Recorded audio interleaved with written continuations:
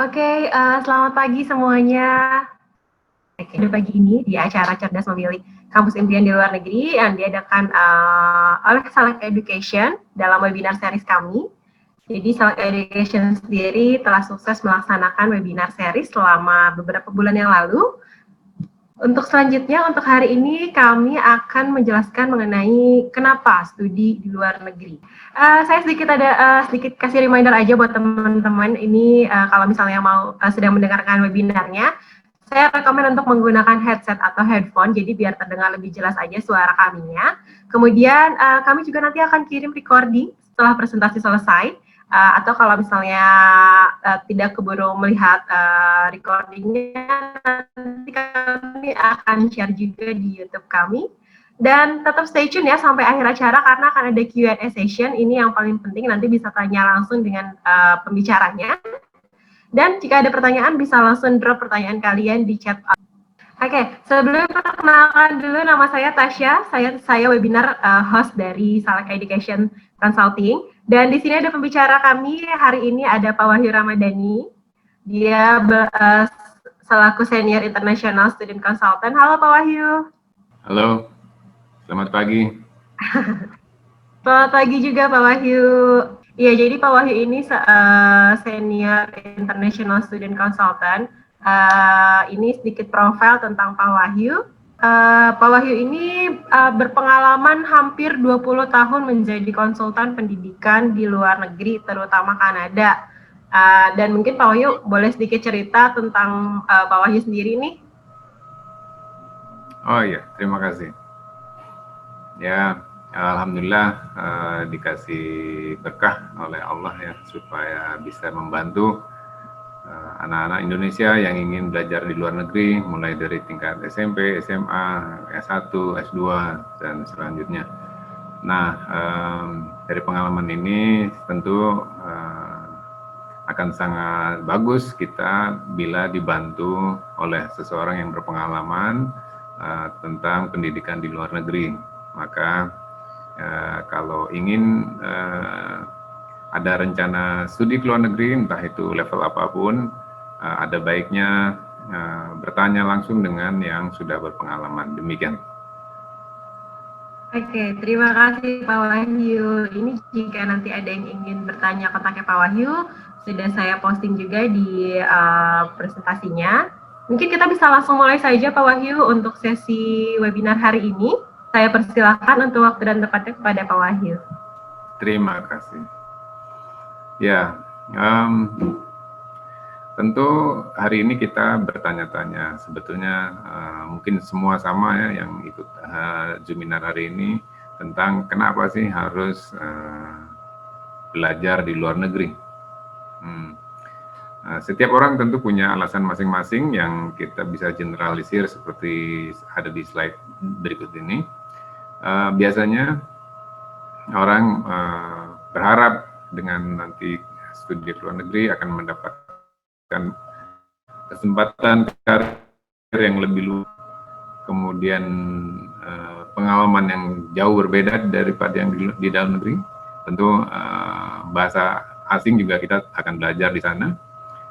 Yang juga penting adalah nantinya kita membangun network atau jaringan silaturahim, kalau orang Islam bilang ya, silaturahim, jaringan pertemanan yang sangat luas dari berbagai negara. Dan ini biasanya ada orang tua yang ingin anaknya biar lebih mandiri gitu ya, nggak jadi anak mami aja di rumah. Dia akan gain independence dan tentu ada kesempatan untuk melanglang buana ya, travel the world. Kemudian juga mungkin akan menemukan hal-hal yang sangat menarik yang dalam hidupnya belum pernah dijumpai sebelumnya.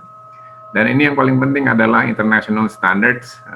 Jadi kualifikasi yang kita peroleh dengan pendidikan di luar negeri itu, standar yang kita peroleh adalah standar internasional, baik itu cara belajarnya, kehidupan kultur budayanya, standar kurikulumnya, ya, standar level studinya, itu semua adalah international standards. Sedangkan kalau di domestik di Indonesia ya tentu mungkin 8 ini akan sulit semua, ke-8 ini akan sulit kita peroleh.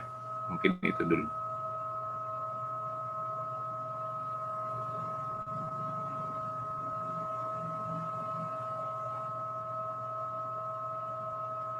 Next. Ya, dulu sejak tahun 2000 saya coba mempromosikan hampir semua negara-negara besar yang menjadi tujuan utama anak-anak Indonesia ke luar negeri, biasanya Amerika, Australia, New Zealand, Eropa ya, seperti Inggris, Swiss, Belanda dan lain-lain, Singapura, Malaysia yang dekat-dekat, dan juga tentu Kanada. Setelah itu saya coba berpikir-pikir, sebetulnya masing-masing negara itu punya kelebihan dan kekurangan. Ya, kemudian saya coba banding-bandingkan dan ternyata Kanada is best of the best in many ways. Yang pertama, biasanya orang Indonesia lebih cenderung melihat ranking ya, ada dari 250 top rank in the world universities itu Kanada menempati top 10 ya. Kemudian kita tahu semua bahwa kualitas hidup itu Kanada selalu menjadi ranking pertama di dunia, yang meliputi kualitas hidup itu ya dari iklimnya, dari budayanya, ya, dari makannya, kualitas pendidikannya dan seterusnya. Kemudian ijazah yang akan kita peroleh nanti itu adalah globally recognized. Nah, kita tahu juga Kanada punya banyak sekali kota-kota yang bagus. Ya. Kemudian nanti kita lihat juga lifestyle atau gaya hidup di kampus itu seperti apa. Kemudian pengalaman-pengalaman yang unik tentu akan kita peroleh di sana. Dan yang ini juga penting, kepemerintahannya itu sangat stabil, ya, tidak ada gejolak seperti negara-negara lain. Kita tahu juga Kanada itu 2 bahasa, dan yang ke-9 kita tahu ada 4 kota di Kanada yang masuk dalam kategori 100 kota pelajar terbaik di dunia. Ini juga yang 10 menjadi bagian yang paling krusial bagi orang tua terutama, yaitu masalah biaya, sangat terjangkau. Dan juga kesempatan untuk beremigrasi gitu ya, pindah ke sana misalkan seperti itu. Dan tentunya setelah semua studi ini selesai, bagaimana sih sebetulnya bekerja di sana. Nanti kita bahas satu-satu. Ya, seperti kita sudah bahas sekilas tadi bahwa ada universitas di Kanada yang masuk dalam top 10 dari 250 top universities in the world. Tentu di dunia ini ribuan universitas ya. Di Amerika misalnya itu ada 5.000 lebih, di Indonesia ada sekitar hampir 200 universitas, di Kanada ada hampir 150-an universitas. Nah, ini ada University of Toronto yang paling terkenal ya, karena memang Toronto ada kota terbesar di Kanada juga, dia masuk top 10. Kemudian UBC, University of British Columbia, letaknya ada di kota Vancouver. Dan University of Waterloo, itu di kota Waterloo dekat dengan Toronto. Ini adalah 3 yang masuk kategori top 10 dari universitas di dunia. Masih banyak lagi sebetulnya ranking-ranking yang versi lain, tapi biasanya orang ambil salah satu versi gitu. Again, bahwa kualitas hidup itu sangat menjadi perhatian. Ya, negara Kanada sudah selalu beberapa tahun terakhir top 1 ya, paling top untuk kualitas hidup ya, bagaimana mencari karirnya, pekerjaannya seperti apa nanti, kemudian financial condition dari suatu negara itu sangat berpengaruh ya, gejolak naik turunnya keadaan ekonomi. Kemudian ini juga yang sangat penting, kualitas pendidikannya itu menjadi ukuran suatu survei menentukan apakah negara itu pantas mendapatkan ranking 1 untuk kualitas hidup.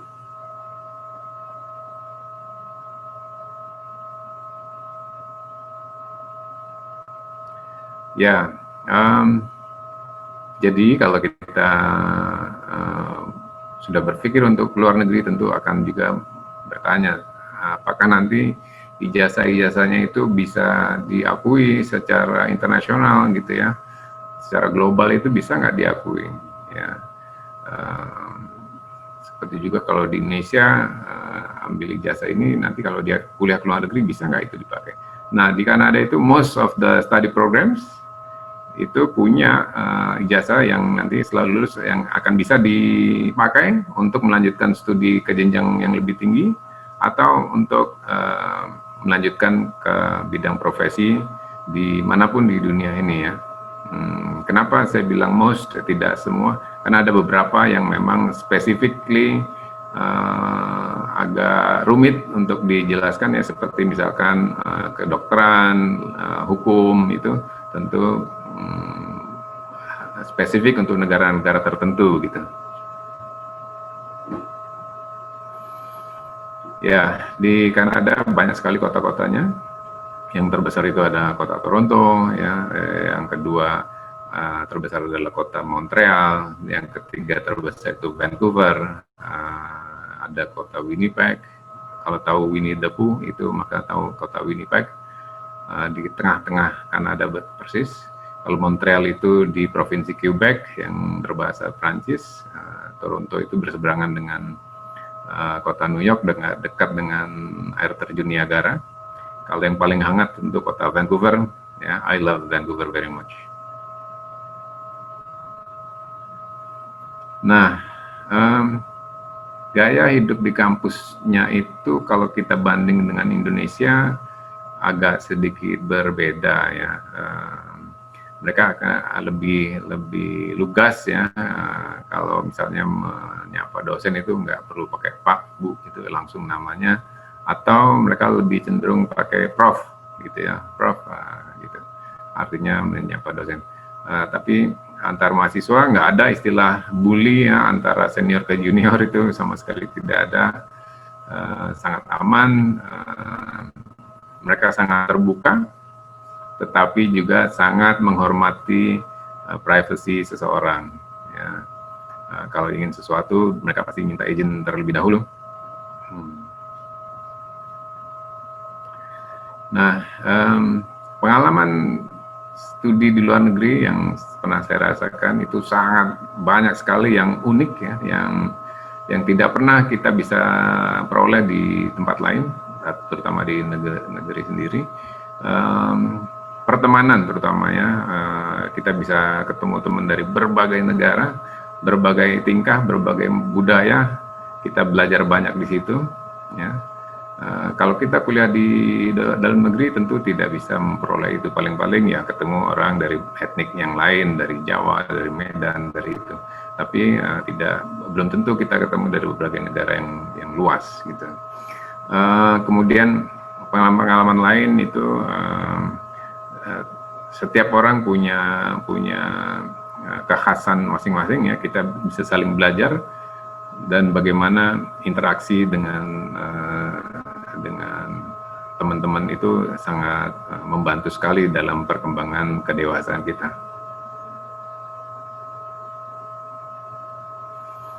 Kita tahu Kanada itu berupa negara federal ya, dipimpin oleh Perdana Menteri yang saat ini adalah Justin Trudeau, bukan Justin Bieber ya.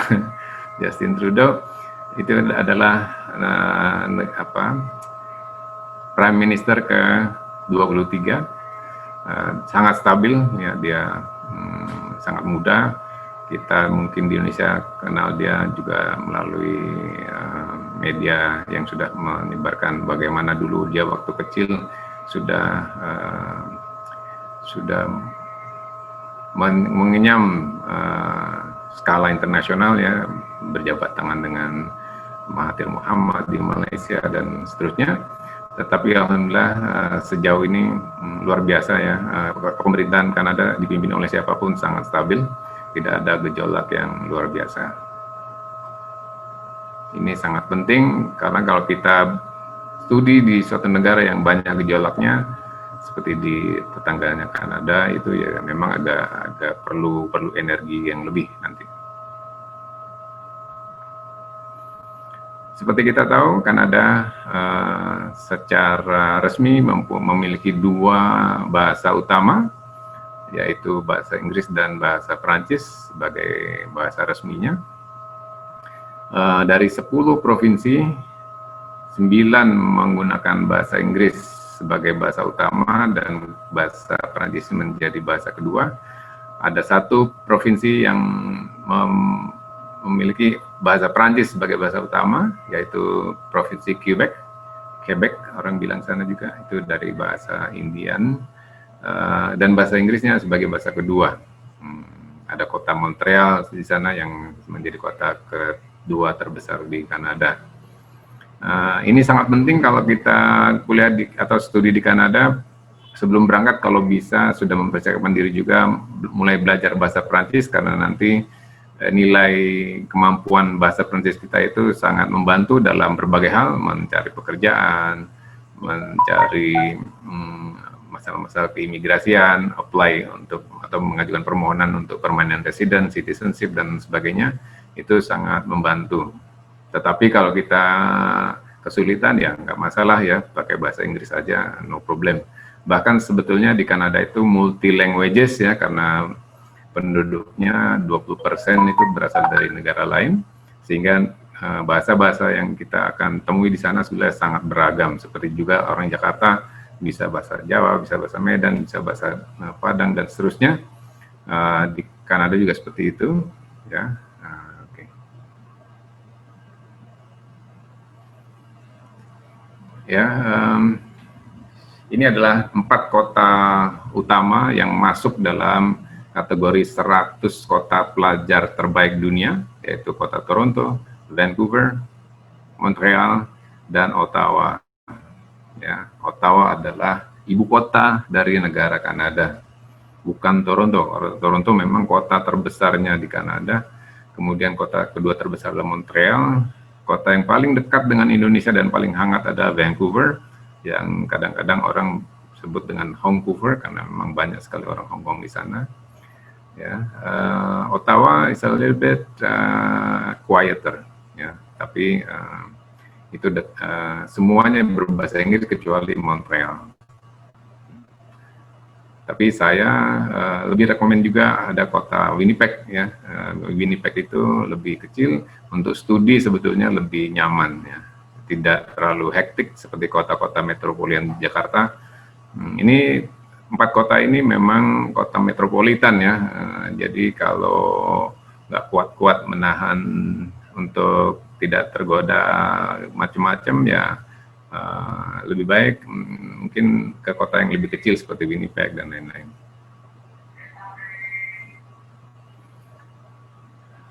Ini relatif ya, bahwa kemampuan keuangan seseorang atau suatu keluarga itu tentu beragam ya.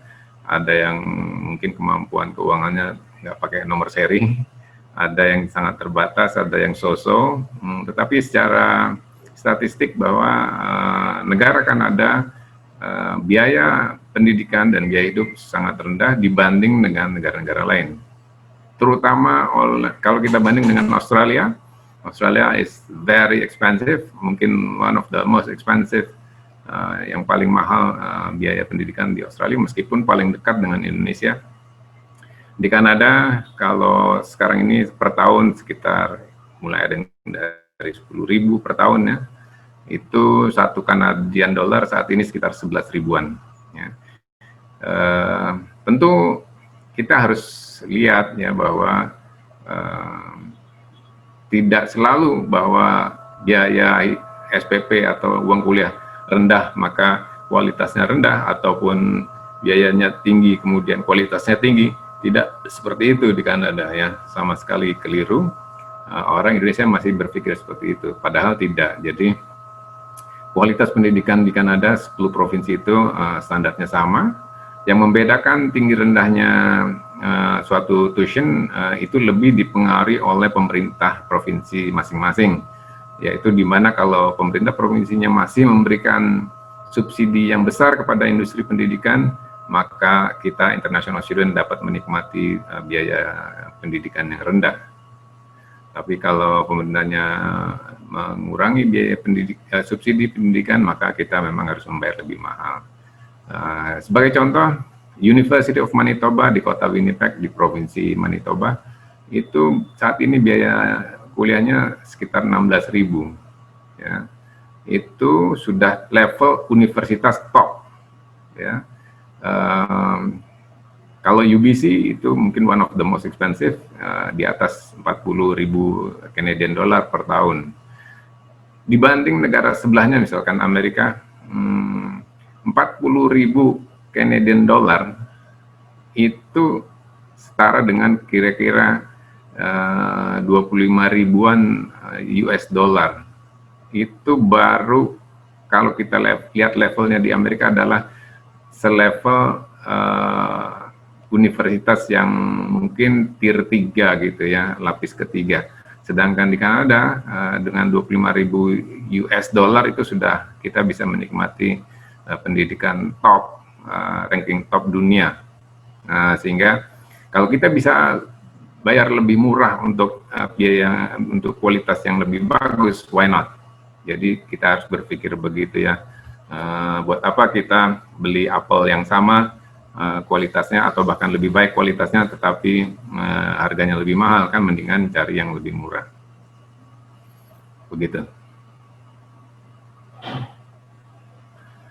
Nah, banyak juga orang yang sudah paham ya mungkin bahwa setelah studi nanti kita mendapatkan kesempatan untuk beremigrasi, berpindah ke sana dengan melewati prosedur permanent resident status, ya.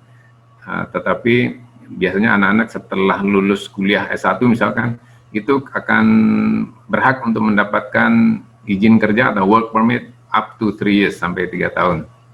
Sedangkan di negara-negara lain ini banyak yang tidak seperti ini.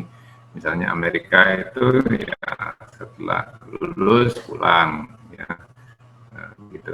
Nah, sedangkan di Kanada kita bisa mendapatkan work permit sampai 3 tahun. Ini akan memberikan kesempatan untuk memperoleh pengalaman kerja skala internasional yang dengan Canadian culture, maka nanti karirnya akan lebih cepat.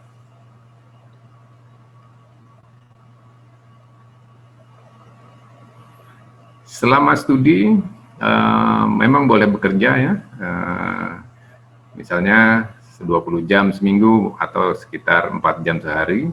Tapi kalau waktu summer itu break antara bulan Mei sampai Agustus, ya mostly student melakukan full time work atau kerja full time 40 jam seminggu atau 8 jam sehari dari Senin sampai Jumat.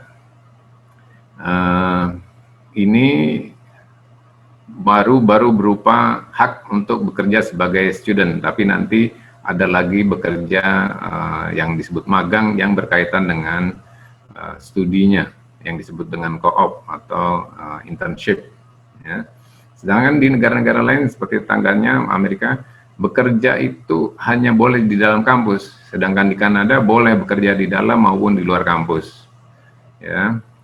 Sedangkan kita tahu kalau hanya boleh bekerja di dalam kampus, mahasiswanya puluhan ribu, mungkin job list-nya atau lowongannya lebih sedikit, sehingga it's like almost mission impossible.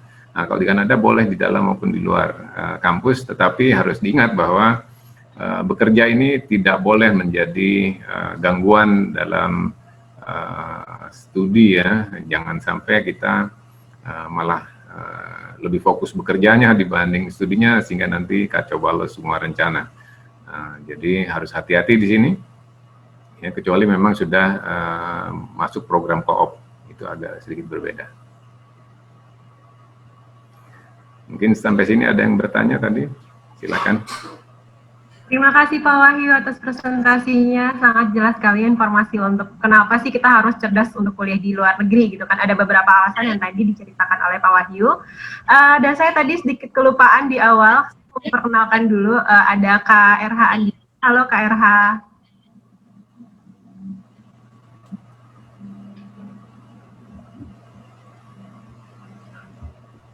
Halo semuanya, salam kenal. Ini saya namanya RH dari Kanada. Dulu juga waktu berangkat sebenarnya sama Pak Wahyu juga diurusin visanya dan dipilihkan sekolahnya sehingga saya nggak salah pilih jalan. Cuma sekedar info tentang saya dulu S1-nya di University of Manitoba, kemudian ketika universitas emang betul kata Pak Wahyu bisa magang dan bisa kerja, dan saya benar-benar take advantage atau ngambil kesempatan itu sehingga ketika lulus sudah ada pengalaman kerjanya dan bisa cepat dapat kerjanya. Sekarang saya udah kerja sekitar dari 2013 saya lulus sampai sekarang, jadi udah 7 tahun pengalaman kerja di sini, dan memang belajar, emang kerja di sini dapat pengalaman banyak tentang budaya kerja di dunia barat, jadi sangat worth it sekali. Dan sekarang saya sudah PR dan tinggal di kota Waterloo, Ontario di dekat Toronto. Dan ini menunjukkan kalau misalnya di University of Manitoba gelarnya tuh sangat direspek, enggak cuma di Manitoba saja tapi juga di seluruh Kanada. Saya di sini yang ditanyain sama student-student di sini yang mungkin mau nyusul juga ke Kanada. Oke, terima kasih Kak RH. Buat teman-teman mungkin silakan jika ada yang ingin bertanya bisa langsung tanya bisa langsung drop aja question kalian di bagian chat fiturnya. Oke, mungkin kita ngobrol-ngobrol dulu aja nih. Jadi Pak Wahyu kurang lebih udah 20 tahun nih ya untuk kayak bantuin mahasiswa Indonesia kuliah ke luar negeri biar nggak salah pilih jurusan dan nggak salah pilih kampusnya juga. Ya, sebetulnya salah atau benar memilih itu relatif ya, tidak ada sebetulnya yang salah ataupun semua benar, karena masing-masing orang punya parameter berbeda ya. Ada orang yang merasa benar kalau dia cukup memilih universitas yang ranking top, tidak peduli biaya. Tetapi untuk orang lain itu mungkin keliru. Ada yang lebih memilih yang penting murah, kualitasnya masih hebat, di kota kecil pun nggak apa-apa. Jurusannya juga demikian ya. Ada orang yang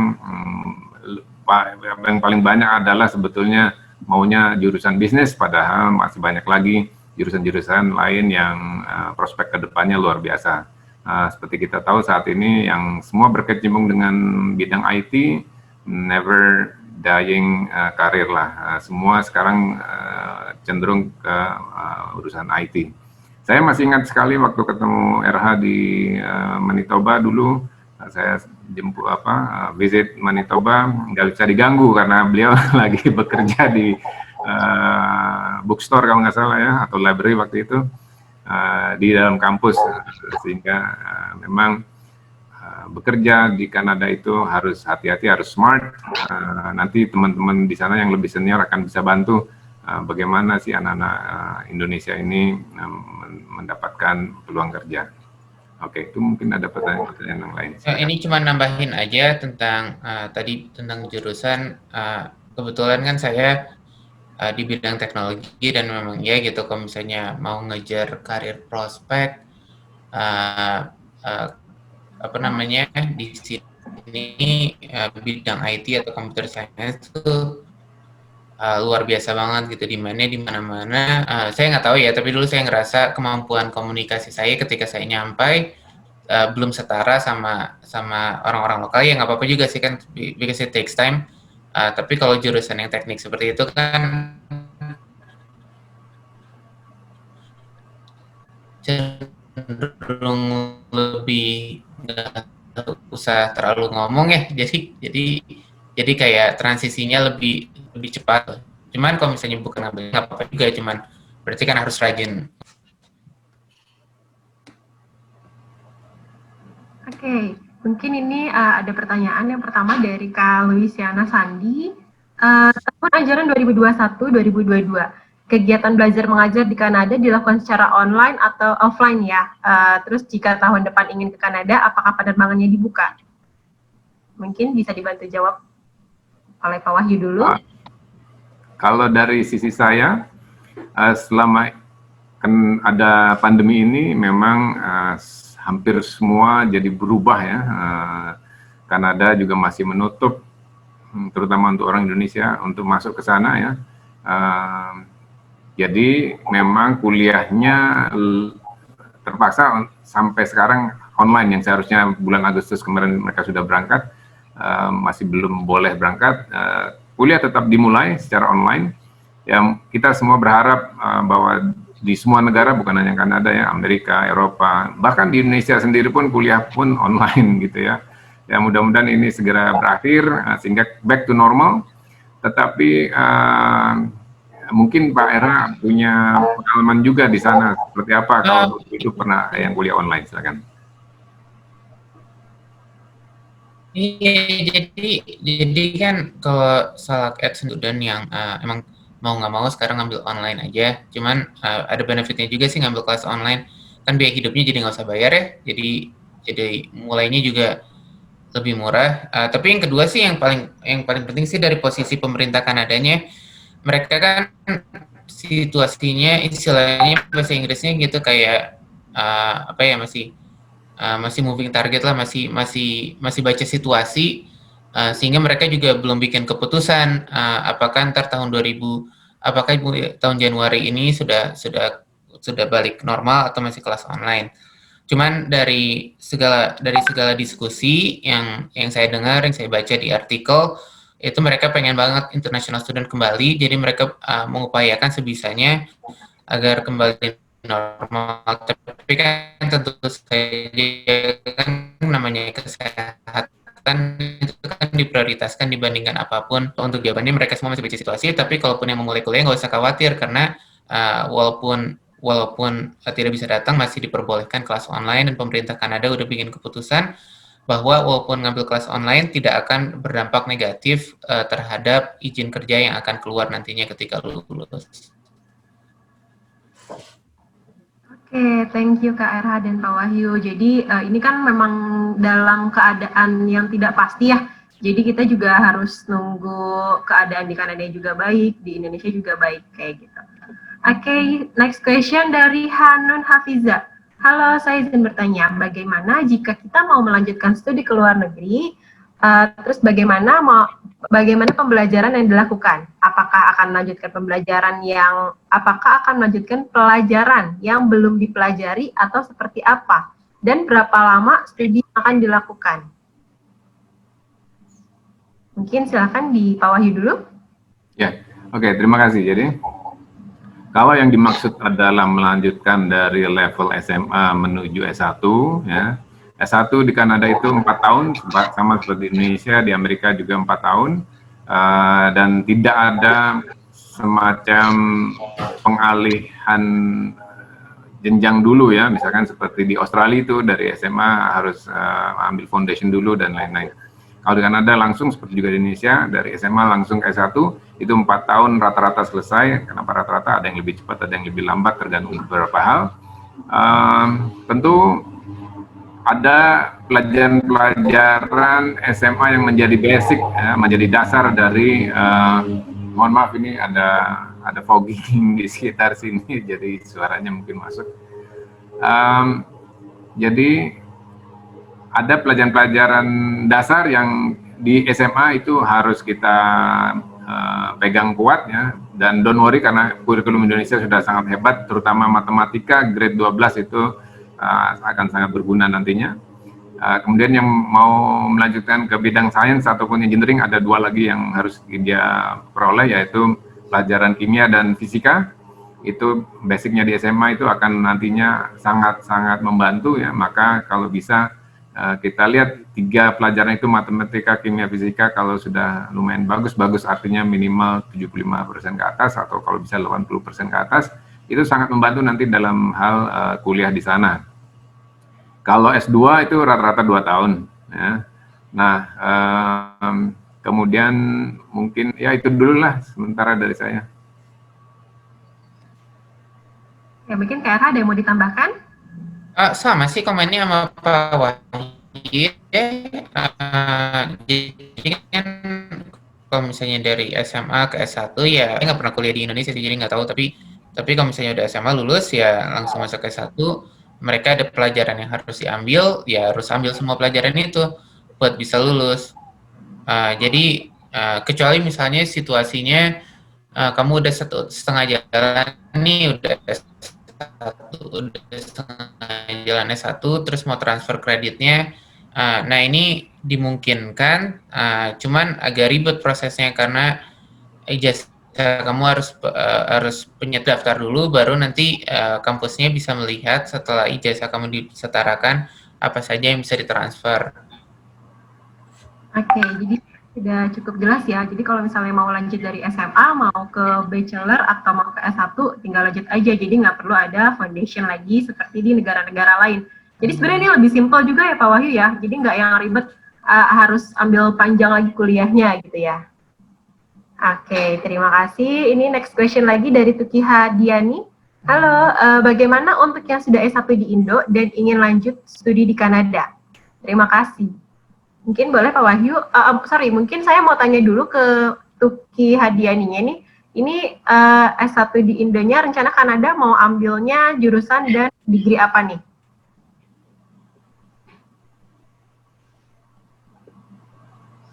Halo Kak Tuki, bentar ya.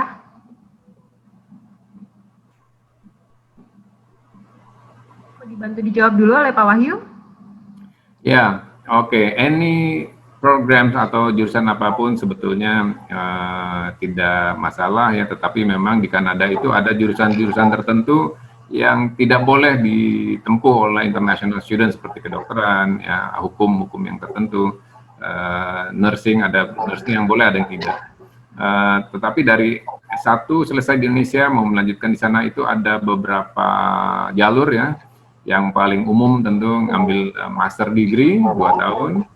Di bawahnya itu ada yang disebut dengan PGD, postgraduate diploma. Sama juga 2 tahun, perbedaannya adalah kalau master itu lebih ke theoretical base ya. Kalau PGD, postgraduate diploma, yang disebut diploma adalah pengetahuan praktek ya, lebih banyak. Kemudian di bawahnya itu ada namanya PGC, postgraduate certificate. Tetapi kalau kita mau ambil bahkan di bawahnya S1 pun nggak masalah ya, karena mungkin ingin mendalami teori-teori atau pelajaran-pelajaran yang lebih praktikal, jadi dia ngambil diploma atau advanced diploma yang sebetulnya levelnya di bawah S1.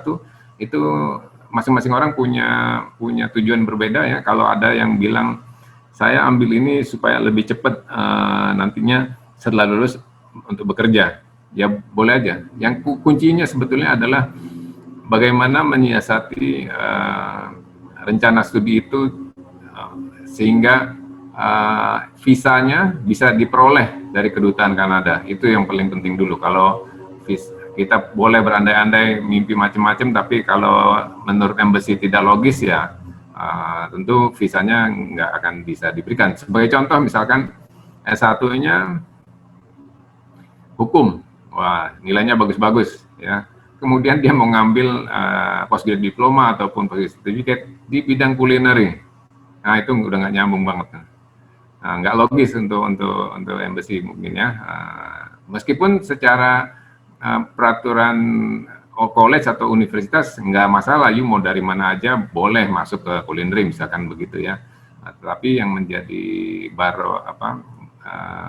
menjadi barometernya adalah sebetulnya nanti mendapatkan visa studentnya. Itu dulu dari saya.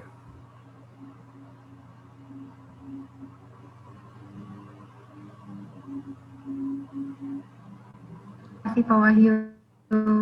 Jadi tadi aku udah jawab, katanya rekomendasi jurusannya apa saja Kak?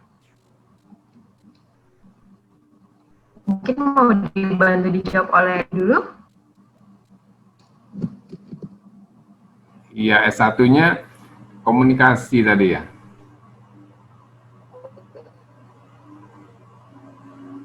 Kalau S1-nya komunikasi, biasanya ingin melanjutkannya ke bidang manajemen atau marketing atau broadcasting gitu ya. Itu yang masih berkaitan, dan itu nanti kita bisa lihat prospek kerjanya seperti apa, sehingga tidak salah dalam memilih jurusan.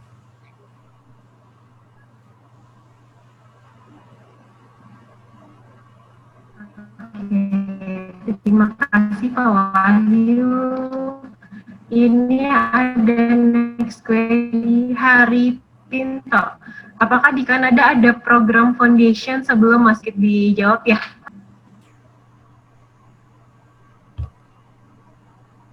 Dari Hari Pinto, apakah di Kanada ada program foundation sebelum masuk? Ya, mungkin saya jawab ya. Sebetulnya tergantung. Ada program-program yang punya program foundation, tetapi kalau yang dimaksud adalah program foundation yang seperti dilakukan oleh negara Australia, New Zealand, dan Inggris, which is dari SMA menuju S1 itu harus melewati foundation. Tidak harus sebetulnya, ada jalur-jalur lain, tapi jalur yang umum adalah mereka harus melewati jalur foundation dahulu, kemudian baru nanti S1. Sedangkan di Kanada dari SMA langsung menuju S1. Nah, menuju S1-nya itu memang tidak melalui foundation. Ada anak-anak yang menempuh dahulu semacam pengayaan ya, atau bukan penyetaraan. Jadi kalau dia nilai-nilai SMA-nya itu kurang, maka dia dipersilakan ngambil kembali pelajaran-pelajaran SMA yang dia harus diperkuat ya, sebelum dia melanjutkan ke S1-nya. Sebetulnya foundation di Australia, New Zealand, dan Inggris itu juga hampir sama ya. Mereka itu di foundation adalah menempuh pelajaran-pelajaran SMA lagi, yaitu pelajaran SMA kelas 12. Nah, sedangkan Kanada langsung. Kemudian ada juga program foundation yang untuk jurusan spesifik seperti desain ya, atau animasi, graphic design, yang art begitu, yang kaitannya dengan perfilman misalkan. Itu mereka menyediakan program foundation bagi anak-anak yang tidak memiliki portfolio itu hasil karya. Kalau sebetulnya kalaupun sudah memiliki portfolio bagus, sebaiknya sih ngambil foundation dulu 1 tahun, sehingga dia nanti lebih siap untuk menempuh program yang sesungguhnya. Begitu. Cuma tambahan aja, ini sebenarnya salah satu dari sedikit hal yang mungkin kalau misalnya saya bisa ngulang, saya ngulang lagi gitu. Kalau misalnya saya bisa ngulang lagi hidup saya gitu, kayaknya paling enak sih ketika masih SMA transfer ke Kanada gitu. Soalnya banyak universitas bagus di sini. Kalau misalnya skor kamu udah dari sekolah Kanada, mereka mintanya tidak setinggi kalau skornya internasional. Dan juga pelajaran di Kanada sendiri itu biasanya lebih mudah dapat pelajaran di Indonesia, sehingga nilainya pun bisa lebih tinggi, sehingga bisa lebih kompetitif untuk masuk universitas yang kompetitif seperti misalnya UBC of Toronto atau UWaterloo.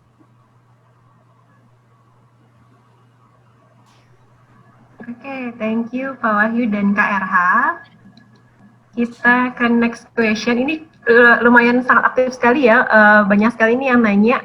Saya senang sekali kalau misalkan Emma ini banyak yang nanya, jadi ini partisipannya juga udah lumayan banyak. Oke, next question dari Anissa Indah Cahya. Halo, saya ingin bertanya, saya sudah kuliah tapi ingin melanjutkan kuliah di Kanada dengan beasiswa, apakah bisa? Oke, saya jawab dulu ya. Melanjutkan kuliah itu artinya mungkin yang disebut dengan transfer. Jadi di Indonesia belum tuntas, belum lulus, kemudian dia katakanlah di sini baru semester 4, kemudian semester 5 dan seterusnya akan ditempuh di Kanada. Transfer seperti ini memungkinkan, ya, memungkinkan. Yang penting nanti dalam prosesnya itu memang cukup ribet ya, ada harus tampilkan silabus dan ada beberapa tes yang dia harus tempuh dan lain-lain. Nah, mengenai beasiswa, konsultan seperti kami di Salak Education dan konsultan lain di Indonesia banyak sekali, itu umumnya tidak begitu banyak membantu masalah beasiswa ya. Meskipun universitas masing-masing di Kanada itu memiliki berbagai macam jenis beasiswa yang kita sebut misalnya katakanlah entrance scholarship atau beasiswa di awal, entrance itu masuk ya. Misalkan saya ambil contoh saja University of Manitoba, UofM. University of Manitoba itu memberikan entrance scholarship mulai dari angka 2.000, 2.500 sampai 3.000 bagi semua international student yang apply, yang masuk ranking katakanlah top 10, karena mereka tidak memiliki jalur khusus untuk pendaftaran beasiswa, tetapi semua pendaftar dari berbagai negara akan memiliki kesempatan yang sama. Mereka akan sortir secara sistem, kemudian katakanlah tahun ini rektornya berbaik hati memberikan 10 atau 20 beasiswa untuk entrance scholarship dari 20 negara, maka satu negara satu orang misalkan, katakanlah nilai-nilai, mereka hanya berdasarkan nilai rapotnya saja, ya, tidak ada lagi prestasi-prestasi di luar rapot. Tetapi kalau universitas lain, misalkan seperti UBC, itu memberikan namanya beasiswa Future Leader for Tomorrow. Biasanya dia berikan 17 orang kepada 17 negara. Itu aplikasinya terpisah, artinya terpisah, kita apply juga untuk kuliahnya, dan terpisah juga untuk aplikasi beasiswa. Nah, sedangkan Manitoba tadi tidak terpisah. Nah, aplikasi untuk beasiswa di UBC itu sangat rumit ya, itu harus direkomendasikan oleh pihak SMA-nya, kemudian harus menampilkan semua jenis prestasi yang kita pernah dapatkan, dan banyak lagi lah rekomendasi-rekomendasi dari berbagai pihak yang mendukung bahwa dia layak untuk mendapatkan beasiswa. Jika itu dapat, besarnya UBC memberikan bahkan 100% ya, bukan hanya biaya kuliah, juga plus biaya hidupnya. Nah, jadi masing-masing universitas punya pola beasiswa berbeda-beda. Tetapi kalau beasiswa yang disebut adalah beasiswa nanti setelah prestasi di sana, katakanlah setelah 1 tahun kuliah, beasiswa kedepannya seperti apa, itu namanya scholarship by merit ya, tergantung prestasi. Ada yang partial scholarship dapat $500, $1.000, dan seterusnya. Ya, dari berbagai sumber, ada yang dari universitas, ada yang dari foundation, ada yang dari company. Mereka semua punya pola-pola beasiswa. Jadi, tapi kalau konsultan seperti kami ini sebetulnya tidak begitu mendorong untuk orang yang mencari beasiswa. Mungkin itu dari saya. Oke, terima kasih Pak Wahyu. Kak Era mungkin ada mau ditambahkan?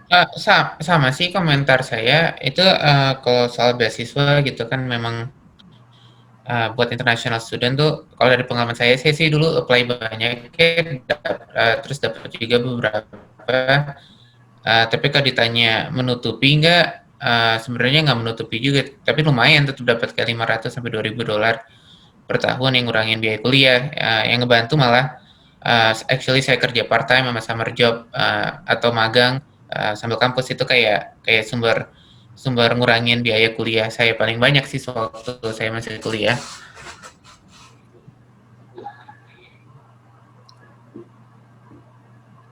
Jadi memang belum tentu bisa mengcover semuanya juga ya, tetap kita harus ada part time dan lain sebagainya juga. Oke, next question dari Rahma Aulia. Kak, untuk seleksi masuk kampus luar negeri, itu nanti pakai nilai raport atau bagaimana? Iya, begini. Jadi kalau dari lulusan SMA ya, atau anak-anak yang masih di SMA ingin melanjutkan S1 di luar negeri, di negara manapun, biasanya tidak ada semacam tes, ya, kecuali Singapura. Kalau Singapura itu mereka datang ke sini, universitasnya ke Jakarta, mereka mengadakan tes. Tapi kalau yang Kanada, Amerika, Australia, Inggris, dan lain-lain, dia tidak mengadakan tes calon mahasiswa baru. Hanya dilihat berdasarkan nilai raport, dan tentu karena itu berbahasa Inggris, maka ada nilai yang secara internasional harus diakui, seperti nilai IELTS ataupun TOEFL, mengukur kemampuan bahasa Inggrisnya. Nah, nilai rapotnya yang seperti apa? Yang dilihat adalah sebetulnya 2 tahun terakhir, yaitu grade 11 dan 12. Tetapi kalau kita mau mendaftar, menunggu semua grade 12-nya tuntas, ya nggak akan keburu ya. Jadi biasanya anak-anak mendaftar itu dengan memberikan nilai rapot grade 10 dan 11 plus grade 12-nya yang semester 1 saja.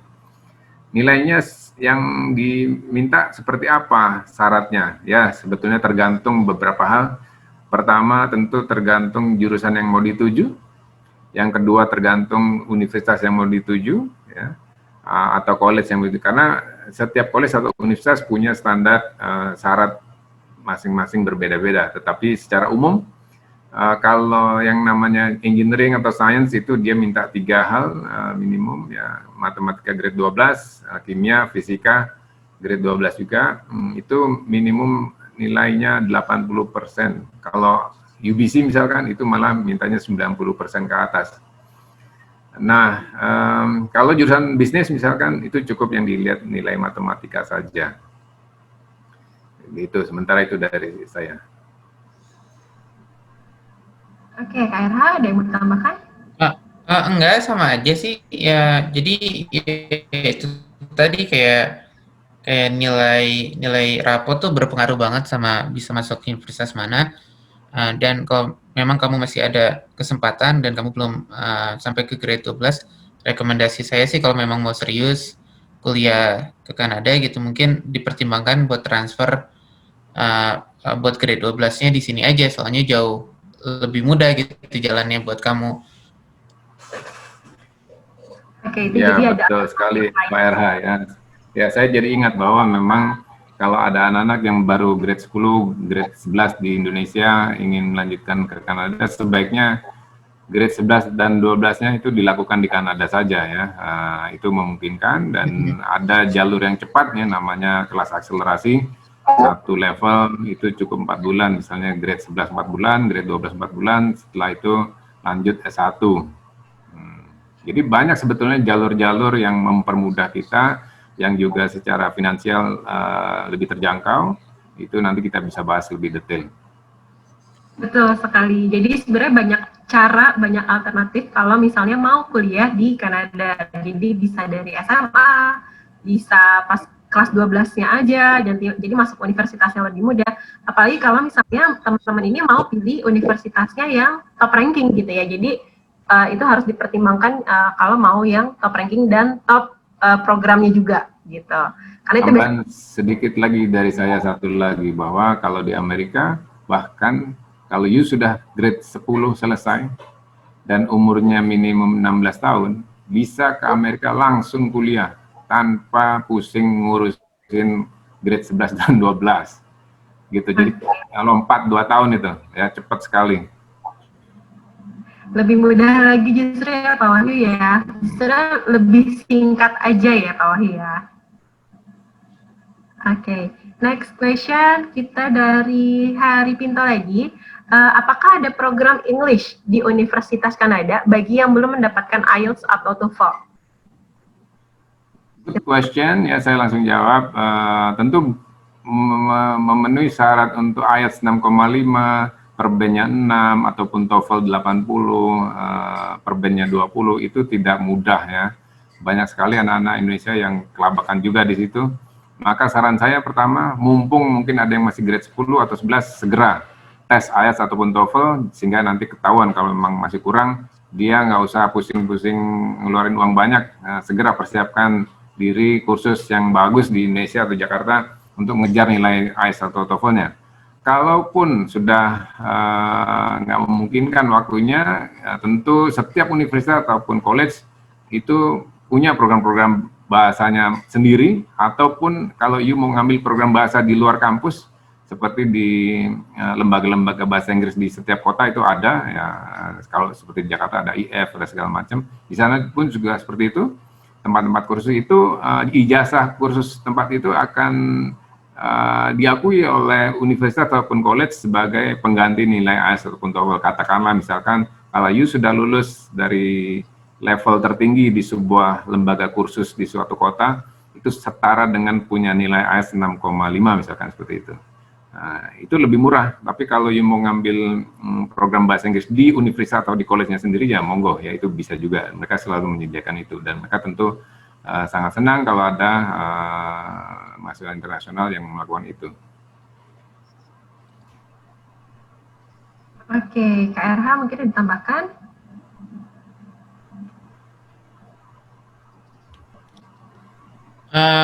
tadi, sorry. Kursus bahasa Inggris. Untuk yang EAP atau English? Oh, kursus Inggris. Iya, iya. Iya, jadi ya memang setiap kampus mereka tuh semuanya pasti ada program bahasa Inggris dulu sebelum mulai kelasnya. Cuman seperti yang Pak Wahyu bilang tadi samar-samar dengar itu yang paling aman ya mumpung ada waktu gitu ya kejar dulu IELTS-nya seenggaknya biar tahu di mana dibandingkan ntar ngejar bahasa Inggrisnya ketika sudah sampai. Walaupun statistiknya biasanya pada lulus, tapi kan itu kan ngambil resiko lagi. Jadi kayak mungkin paling aman kejar dulu IELTS-nya, cari tahu di mana. Kalau misalnya kurangnya cuma 1 level, ya udah nggak apa-apa gitu. Tapi kan yang nggak buat kalau misalnya kurangnya masih banyak level ya. Mau tanya dong Kak RH atau Pak Wahyu, sebenarnya ini kan kalau kayak kita ambil les dulu nih, misalnya kayak kebanyakan mungkin teman-teman nih kayak aduh les dulu ya mahal juga ya dan lama ya gitu, apa kita bisa belajar online gitu, misalkan kayak mungkin dari Cambridge atau dia punya portal sendiri untuk belajar IELTS atau TOEFL, mungkin ada sedikit bocoran mungkin dari Pak Wahyu atau Kak RH? Iya, nah belajar di luar negeri di negara manapun yang berbahasa Inggris ya, bukan ke Jepang atau ke China, tentu kemampuan bahasa Inggris itu menjadi barometer paling utama, ya, itu modal paling utama. Nah, lebih berat lagi kalau seperti sekarang ini ya, belajar online itu, waduh, kemampuan bahasa Inggris mungkin harus lebih tinggi lagi. Nah, tetapi tergantung juga kemampuan keuangan ya. Kalau uangnya nggak masalah, sebagai contoh saja, kalau di sebuah college itu 1 semester bisa $5.000 Canadian, berarti sekitar berapa itu ya, 60-70 juta 1 semester itu 4 bulan untuk menempuh 1 level bahasa Inggris. Sebagai contoh itulah kan mendingan 70 juta itu dipakai di Indonesia, kursus bahasa Inggris dulu yang benar ya, sampai nilainya tercapai barulah berangkat gitu. Setuju, saya juga setuju sama itu. Oke. Ya, terima kasih Pak Wahyu dan Kak RH. Ini kita next question dari Maria Braviola. Hai Kak, saya Maria ingin menanyakan mengenai Universitas Pariwisata yang dijadikan rekomendasi dari Pak Wahyu dan biaya yang dikeluarkan sampai selesai berapa? Apakah ketika di tengah jalan kita bisa mengajukan scholarship? Itu di atasnya masih ada 2 pertanyaan sebelumnya, nggak apa-apa ya? Ya. Nanti saya akan ulang lagi.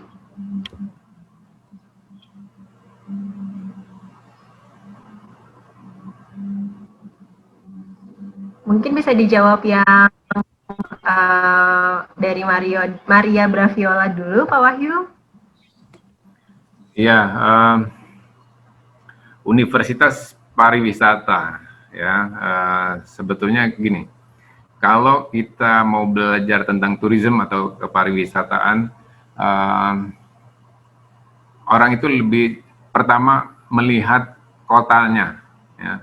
Kalau kotanya itu memang selalu ramai dengan tourism, maka itu adalah tempat yang terbaik untuk menempuh tourism, karena nanti dia selama kuliah harus melakukan magang kerja ya. Nah, Vancouver itu one of the best place untuk belajar pariwisata. Di situ ada Capilano University, ada banyak universitas yang lain, atau yang agak ke atas sedikit yang lebih murah ya, namanya Thompson Rivers University, itu bisa juga. Atau kalau mau di kota Victoria University, itu sangat terkenal untuk turismenya. Kalau universitas tentu akan lebih mahal ya. Kita bisa cari juga college-college yang lebih murah dan syarat masuknya lebih gampang. Seperti Okanagan College. Okanagan College itu sangat recommended. Itu kota Okanagan atau kota Kelowna, nama kecamatannya Okanagan gitu. Itu jurusan turismenya, wah kalau kita mau apply mungkin harus antri ya, itu demand-nya atau peminatnya sangat banyak sekali, karena program magang kerjanya sangat hebat ya, dan kota Kelowna itu adalah kota pariwisata, seperti itu. Atau mau ke Niagara, di air terjun Niagara, kalau orang Indonesia bilang ya, bahasa Inggrisnya Niagara, itu ada Niagara College atau Niagara College ya, itu program-program pariwisatanya luar biasa dan cepat sekali nanti kita mendapatkan pekerjaan selama studi maupun setelah lulus ya. Jadi dua tadi yang saya sebutkan, Okanagan College dan Niagara College itu sangat hebat lah untuk tourism. Jadi kita tidak perlu sebuah universitas yang mahal, yang ya cukup yang college. Yang penting nanti kita sudah bisa mendapatkan pekerjaan. Ada rekomendasi mungkin dari KRH untuk kampus-kampus lainnya, KRH? Iya, cuma tambahan aja. Jadi kan kalau untuk jenis pekerjaan yang seperti pariwisata, hospitality itu kan mereka butuhnya kebanyakan tuh kayak lebih praktikal ya. Nah, praktikal ini sebenarnya lebih cocok diajarin sama college dibanding universitas gitu. Soalnya kan universitas cenderung lebih akademik gitu. Kayak itu kan buat orang-orang mau research atau science atau engineering, sementara kan college lebih kayak yang praktikal gitu. Jadi college menurut saya sih cocok buat jenis pekerjaan kayak gitu.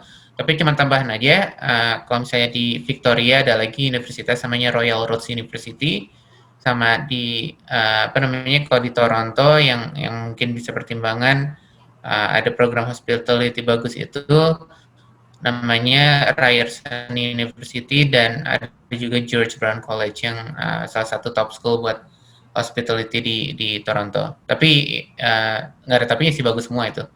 Kalau soal biaya yang dia tanyakan juga adalah range-nya macam-macam ya, mulai yang dari satu semesternya itu angka 6.500, 7.000 sampai yang angka puluhan ribu per semester ya. Kalau di tengah jalan kita nggak cukup duitnya, apakah bisa ngajukan scholarship? Wah, ini sebetulnya dalam waktu proses mendaftar kita sudah melihat ya rencana biaya ke depan itu seperti apa, sehingga bisa diukur kemampuan keuangan kita. Karena toh nanti embassy atau kedutaan Kanada akan melihat lagi kemampuan keuangan kita seperti apa, sehingga jangan sampai di tengah jalan mandek karena biayanya kurang. Tetapi kesempatan beasiswa banyak sekali ya, yang disebut dengan partial scholarship, sehingga tergantung prestasi kita waktu kuliah seperti apa, nanti ada jalur-jalurnya, syarat-syarat beasiswanya gimana, cara apply-nya gimana, itu ada departemen khusus yang atau kantor khusus yang nangani soal beasiswa. Cuma tambahan lagi dari saya gitu kan, kalau program hospitality ini kan banyak program yang ada co-op-nya. Jadi pertama pastiin programnya ada co-op-nya, soalnya co-op ini kan magang dan hampir 90%, mungkin 100% dari program magang saya dengar itu kan dibayar, dan misalnya gaji Ontario itu kan $14 per jam, kalau misalnya kerjanya full time kan udah sekitar 2.000 sampai $3.000 per bulan. Dan kerja 4 bulan buat kerja 3 bulan buat magang kan sudah $5.000 udah kebayar, biaya kuliah lumayan gitu. Oke, ini ada next question lagi. Sebenarnya ada beberapa pertanyaan yang ini dia bertanya tentang jurusan dan kampus apa yang kira-kira cocok dengan dia. Mungkin ini tidak akan saya bahas di sini semua. Nanti lebih baik kalau misalnya nanti kita konsultasi secara pribadi dan lebih lanjut lagi saja. Tapi ini ada pertanyaan yang lebih umum lagi. Oke, dari Daniel Siburian. Kakak, saya sudah menjalani semester 3 strata S1 di Universitas di Indonesia. Saya ingin kuliah di Kanada dengan jurusan elektronik atau IT karena sesuai dengan jurusan saya di Indonesia. Kalau semua college ada program postgraduate dan bisa ambil dan apa bisa ambil kerja juga ya? Gitu. Mungkin bisa dibantu dijawab? Ya, itu sangat bagus ya kalau kita melanjutkan studi yang sebelumnya, ya, jadi berkaitan sehingga logis ya bagi kedutaan pun dianggap logis melanjutkan yang sudah ditempuh. Nah, kita juga nanti akan melihat apakah program yang akan ditempuh itu punya komponen magang kerja atau tidak ya. Kalau ada itu lebih baik ya. Kemudian biayanya berapa, syaratnya seperti apa, itulah cara-cara memilih.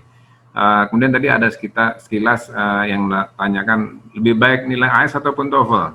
Sebetulnya boleh nilai IELTS ataupun TOEFL, either one is okay. Yang penting diri masing-masing itu lebih siap yang mana. Ya, kalau kita lebih mempersiapkan diri untuk IELTS ya jangan ngambil TOEFL test ya.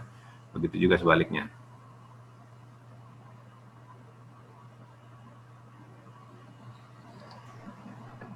Oke, thank you Pak Wahyu. Ini ya mungkin karena ada yang coba ini saya tambahannya cuman ini ya, tadi kalau misalnya saya baca detail pertanyaannya, apakah bisa ngambil apa namanya, apakah ada program postgraduate yang bisa sambil kerja? Ini cuma tambahan aja buat sekedar penjelasan definisi. Jadi program postgraduate itu cuma buat yang sudah lulus, minimal udah lulus sarjana, diploma, atau ke program sarjana lagi. Cuman yang perlu diperhatikan adalah kalau misalnya mau ditransfer kreditnya bakal ada proses yang lumayan juga gitu. Jadi nilai harus ngirim silabus, harus penyetaraan dan lain-lain. Jadi sekedar ngasih tahu aja di awal kalau prosesnya bakal lumayan lama. Tapi semuanya doable gitu, cuman harus dikerjain aja. Dan ada program sambil kerja nggak ya? Ya itu program sambil co-op yang Pak Wahyu sudah bilang tadi. Ya, berbicara tentang co-op ini dari Daniel Siburian juga. Apakah program co-op di college, adakah program co-op di college dan bagaimana cara meraihnya? Ya, program co-op itu kalau kita ya sebelum berangkat itu pasti sudah melihat ya jurusan tersebut di college tersebut program co-opnya seperti apa, apakah itu menjadi komponen wajib syarat kelulusan atau hanya komponen opsional atau bahkan tidak ada co-op sama sekali karena memang programnya ngebut gitu ya, cepat selesai gitu sehingga nggak sempat lagi co-op. Itu satu. Yang kedua, kalaupun ada program co-opnya sebagai syarat kelulusan, wajib co-op atau wajib magang kerja, maka ada syaratnya lagi nanti biasanya nilai kuliahnya harus katakanlah minimal dengan nilai GPA 2,8 ke atas baru boleh ambil program co-op yang dikelola langsung antara universitas dengan perusahaan. Nah, kalau nilainya kurang dari itu ya cari co-opnya tidak dibantu, you harus cari sendiri misalkan begitu, ataupun co-opnya tidak bisa di Kanada, harus di negara lain kalau nilainya kurang misalkan begitu. Ya, jadi rata-rata co-op yang wajib itu mensyaratkan nilai akademisnya cukup bagus sehingga dia pun nanti waktu bekerja tidak kesulitan di dalam perusahaannya. Begitu.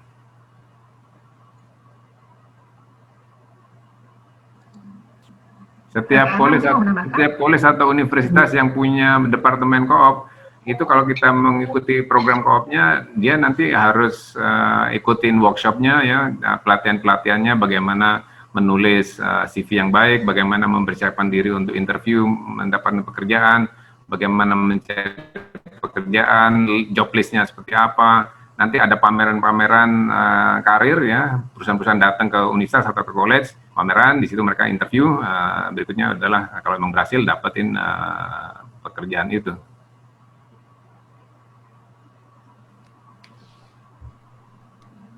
Dari KRH mungkin ada tambahan? Tambahannya paling cuman itu aja sih, apa namanya, iya jadi sama yang Wahyu bilang, ada hampir di college ada program co-op, cuman yang harus dilihat adalah apakah programnya optional atau mandatory. Kalau programnya optional itu biasanya artinya kamu ketika sudah masuk nanti ada prosesnya lagi buat daftar program co-op. Biasanya syarat-syaratnya adalah nilainya cukup atau ada proses interview lagi. Tapi yang apa-apa ini kan dijalani saja, soalnya semua orang termasuk yang lokalnya juga begitu. Untuk detail program yang ada.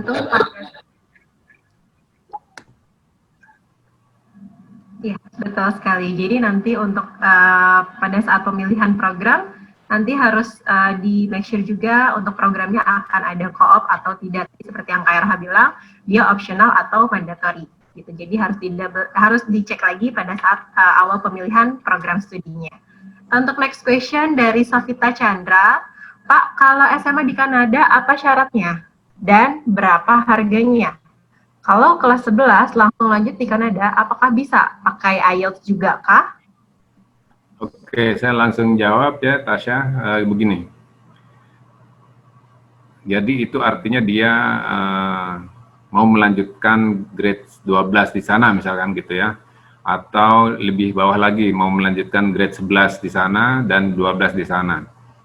Jawabannya tentu bisa. Nah, bisanya ini bagaimana? Itu ada beberapa jalur ya. Ada yang menempuhnya di SMA milik pemerintah atau SMA negeri biasa. Maka dia per level, satu level maksudnya per kelas, level grade 11, level grade 12 itu masing-masing 1 tahun. Dia nggak ada program akselerasi. Kalau sekolah-sekolah negeri begini biasanya tidak ada asrama, ya nanti mereka harus tinggal di homestay. Kemudian jalur yang kedua misalkan ke sekolah yang berasrama. Nah, ini biasanya adalah sekolah-sekolah swasta dan mahasiswanya pelajarnya semua dari berbagai negara. Hampir nggak ada anak Kanada yang sekolah di sekolah berasrama karena mereka cukup sekolah ke negeri yang tidak bayar gitu ya. Nah, biayanya kalau di yang sekolah negeri tadi sekitar $15.000 per tahun di luar biaya homestay. Kalau yang sekolah berasrama macam-macam ya, totalnya 1 tahun sekitar 42 ribuan Canadian dollar. Kalau dua jalur ini kita bandingkan secara biaya hanya beda tipis sebetulnya selama 1 tahun. Baik yang jalur sekolah negeri maupun jalur sekolah swasta yang berasrama itu hanya beda tipis, mungkin nggak sampai selisih $5.000 per tahunnya. Jalur yang ketiga adalah jalur college, ya. Seperti misalnya di Columbia College di Vancouver, itu dia mempunyai program SMA grade 10, 11, 12 dan juga program kuliah UTP, University Transfer Program. Kalau di college seperti ini biasanya lebih murah ya, sekitar 14 ribuan per tahun. Ada lagi nanti kalau di Toronto tuh Columbia International College. Ini seperti yang jalur kedua tadi, sekolah berasrama swasta ya, isinya international student semua. Begitu. Jadi sementara ada 3 jalur yang kita bisa tempuh untuk melanjutkan SMA. Nah, yang jalur kedua dan ketiga, yaitu yang berasrama ataupun yang college, itu biasanya punya program akselerasi. Jadi dia lebih cepat, satu levelnya bisa 4 bulan. Kalau yang di sekolah negeri nggak ada yang jalur cepat, semua jalur normal. Jadi biayanya setahun itu masing-masing jalur sebetulnya ya sekitar 44 ribu total per tahun Canadian dollar ya. Berarti sekitar 400-500 juta setahun lah, begitu. Maka kalau mau lebih murah ya ambil yang cepat, yaitu di college, sehingga dia lebih murah kan, bisa potong berapa banyak itu, luar biasa, begitu. Dan syaratnya dia tidak perlu nilai IELTS karena nanti dia hanya melihat nilai rapot 2 tahun terakhir, misalnya grade 9, 10 atau grade 10, 11 nilainya seperti apa rapotnya. Kemudian bahasa Inggrisnya itu ditentukan waktu setiba di sana. Setiba di sana dia ambil tes bahasa Inggris, kemudian disitulah ditentukan pelajaran bahasa Inggris dia harus mulai dari mana, begitu. Tapi kalau kita mau berangkat sudah punya nilai IELTS ya boleh juga, nggak masalah. Nah, nilai yang diminta itu sebetulnya tidak ada ya, IELTS-nya berapa, tapi kalau kita punya minimum 6,0 IELTS overall, per bandnya minimum 5,0 itu sudah sangat cukup. Kalau TOEFL mungkin sekitar 70 ya, per bandnya 18 itu sudah cukup untuk level SMA.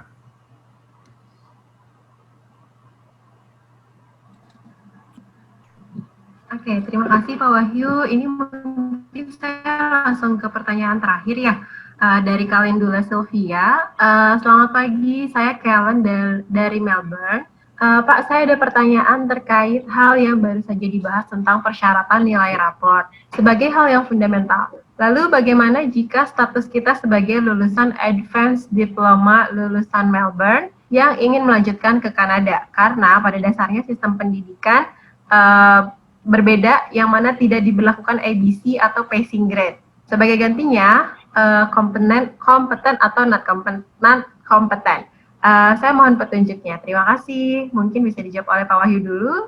Ya, baik. Terima kasih. Jadi, kalau kita punya diploma, jangankan dari Melbourne ya, dari Indonesia pun demikian, mau melanjutkan, itu seperti apa?